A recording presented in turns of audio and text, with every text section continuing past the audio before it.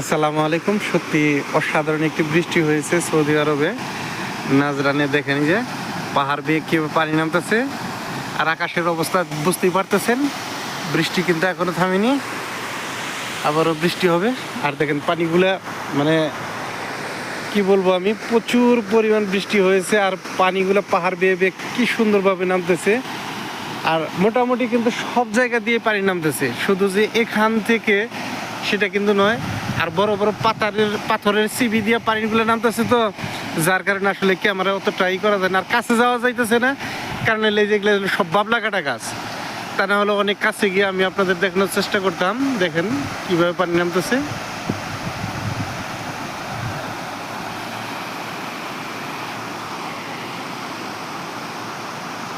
My god.